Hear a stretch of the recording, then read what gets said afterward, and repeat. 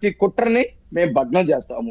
ఇక్కడ మీకు మీ ద్వారా ప్రేక్షకులందరికీ మనం చెప్పదలుచుకుంది ఏంటంటే, రాజకీయం అంటే మన రాజకీయం, మా రాజకీయం తెలుగుదేశం గాని కూటమి గాని రాజకీయం అంటే ప్రజలు స్వేచ్ఛగా ఉండటం, రాష్ట్రం అభివృద్ధి చెందటం, సంక్షేమాన్ని ఇవ్వటం, శాంతి భద్రతలు కాపాడటం, అభివృద్ధి చేస్తూ ప్రజల్లో ఉండటం మా రాజకీయం.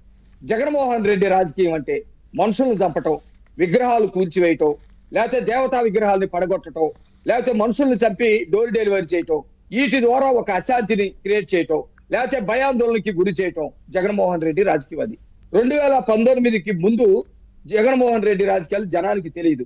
ఆయన చెప్పిన మాటలు నమ్మి ఓట్లేశారు, గెలిపించారు.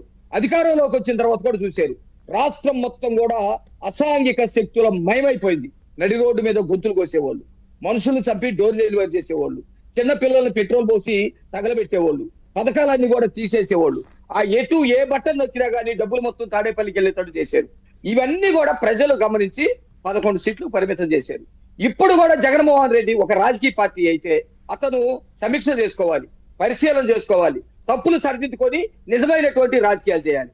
కానీ పుర్రిక పుట్టిన బుద్ధి పొడవులోకి వెళ్ళిన దాకా కూడా మారదన్నట్టు జగన్మోహన్ రెడ్డి టెర్రరిస్ట్ పాలిటిక్స్ చేస్తా ఉన్నాడు.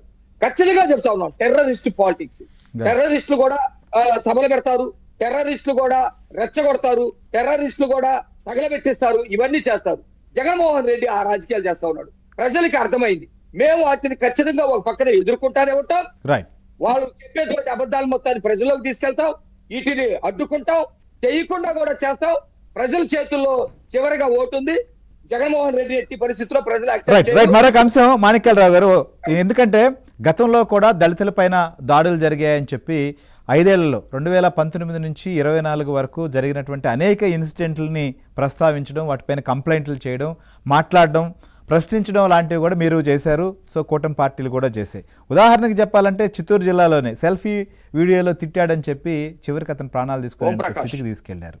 ఇలా ఒకటి కాదు, కావల్లో ఒక దళితుడు, అతను కూడా వైఎస్ఆర్సీపీ సంబంధించిన కార్యకర్తే. అప్పట్లో అతను చెరువులో వేసినటువంటి చేపలను కూడా పట్టుకోనికుండా తీవ్రంగా వేధించినటువంటి పరిస్థితిని మనం చూసాం. తర్వాత అతను కూడా ప్రాణాలు కోల్పోయేటువంటి పరిస్థితికి వచ్చింది. ఇట్లా ఒకరు కాదు, చాలామంది ఇలాంటి ఇన్సిడెంట్లు మనం చెప్పుకుంటూ పోతే ప్రతి జిల్లాలో అనేక చోట్ల అనేక ఇన్సిడెంట్లు, అనేక వేధింపులు ఉన్నాయి.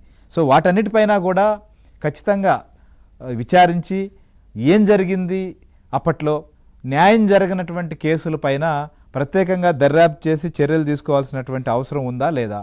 సో ఆ రకంగా తీసుకుంటేనే కదా మీరు కూడా కఠినంగా లేకపోతే ఖచ్చితంగా వ్యవహరిస్తున్నారనేటువంటి ఒక భరోసా వస్తుంది. మీరు చెప్పినటువంటి రాష్ట్ర ప్రజల నోళ్ళలో ఇప్పటికీ ఉన్నాయి, మనసులో ఇప్పటికీ ఉన్నాయి. ఓం ప్రకాష్ విషయంలో గాని, కరుణాకర్ విషయంలో కావలికి సంబంధించిన కరుణాకర్, అతనికి ఆ రోజుల్లోనే మేము అక్కడికి వెళ్ళి పెద్ద ఉద్యమం చేయటమే కాకుండా అతని ఇల్లు మొత్తం కూడా ఆక్యుపై చేస్తే ఆ ఇంటికి స్వయాన లోకేష్ గారు అతను తీసుకొచ్చినటువంటి బాకీ కింద ఇల్లు కబ్జా చేయాలని చూస్తే లోకేష్ గారు దాదాపు 7-8 లక్షల రూపాయలు జేబులో డబ్బులు ఇచ్చి ఆ ఇల్లుని కాపాడుతూ జరిగింది.